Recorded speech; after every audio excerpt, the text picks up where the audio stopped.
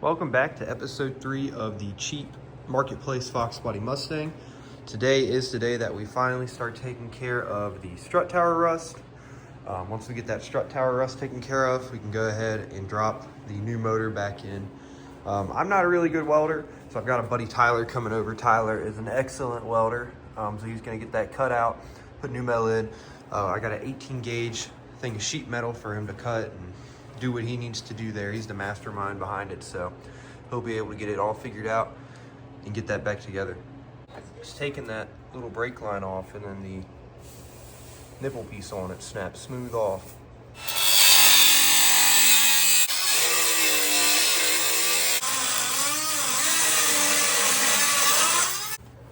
All right, one piece is out. So we're thinking how easy that one broke, that might have always been leaking because it's dripping down right where all of that rust is. So I'm thinking that maybe that brake fluid was the culprit to the rust.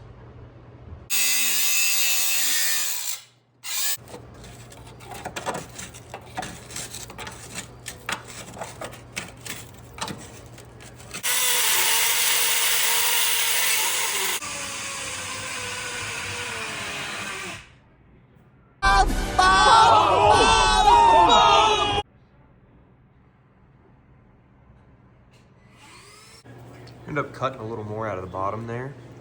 It was rusted too, and it was just full of gunk, so we took that out and put new metal there. Tyler's doing here is just mapping out some cardboard, so then once we are ready to cut the sheet of steel, we'll be able just to lay the cardboard down on it and cut the size we need.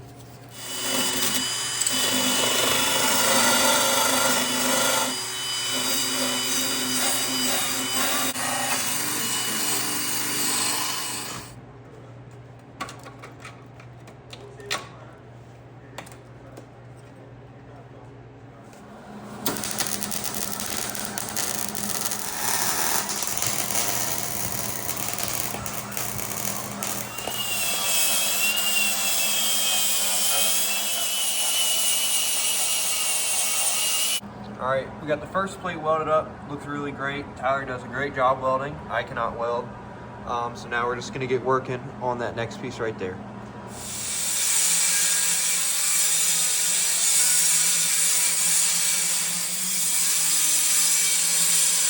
Second piece is getting worked on, getting cut out right now, and we just gotta put that weld on it.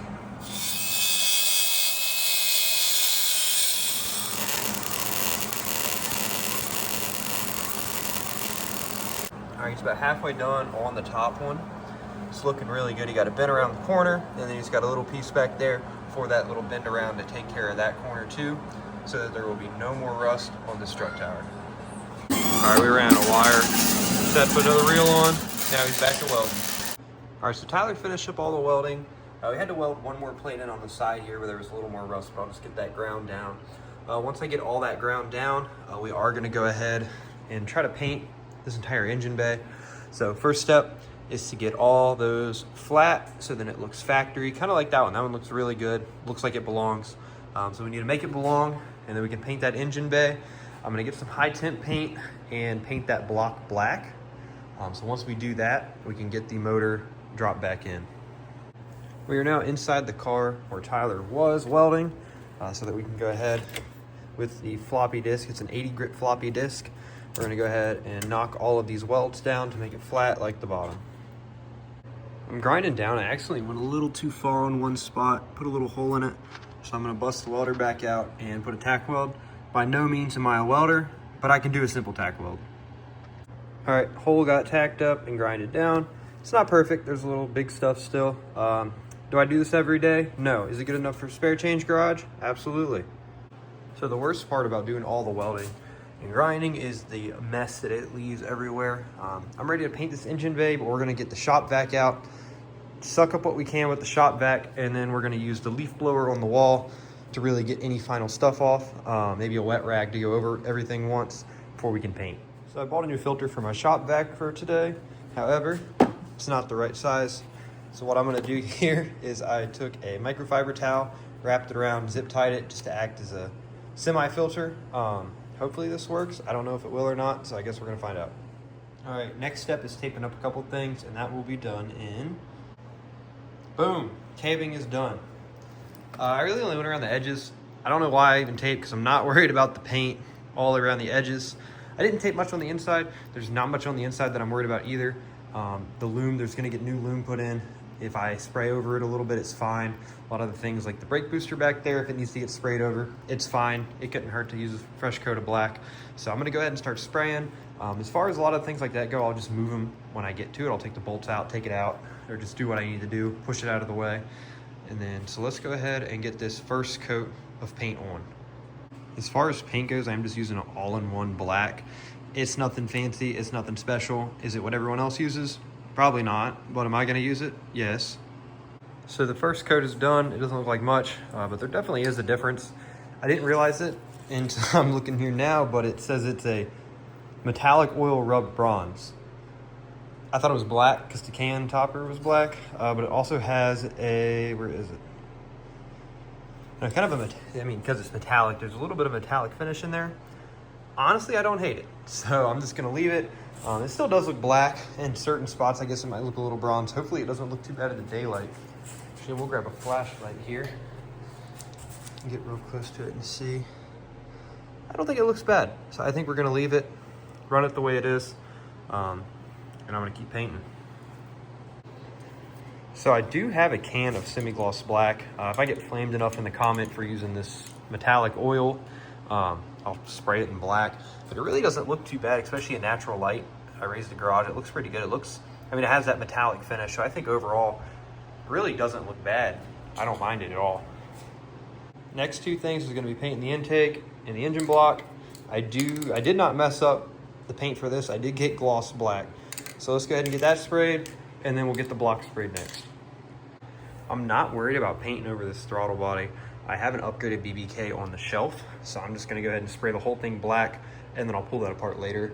I'm also painting this thing. It looks like it was like attempted hydro dip spray, but I'm gonna paint it black, and then I'll go back over eventually, and we'll hit all the letterings in white. That already looks so much better. First coat's on.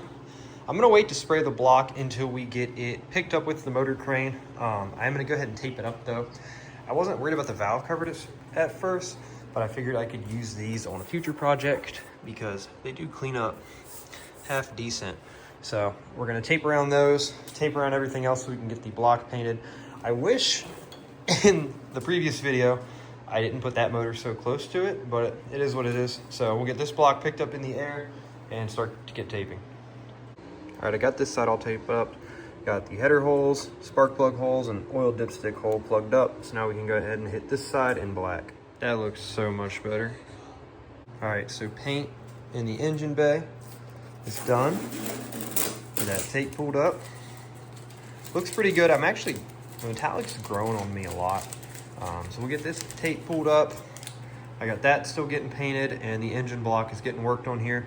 As soon as I finish this, I'll get this out of the way, then we can grab the motor crane and get that engine in the air and get the other side. Luckily for me, it barely just fits in between the two motors, which gives me just enough room to hook it up, pull it back, and then we can hook it up for real. So the intake is done, engine bay is done, and the motor is almost done. Still gotta hit a little bit on that right side, but man, is it looking so much better black instead of the blue. Next episode, I don't see why we shouldn't have this car running. We're at least gonna get the motor dropped in, get it all hooked up. Hopefully it's running. We gotta fix that brake line. Not really sure about that. I've never patched brake lines before, so that'll be a first for me. But yeah, next time, I really don't see why this car shouldn't be running in the next episode. Maybe doing a burnout. But stay tuned for that episode, and I will see you later.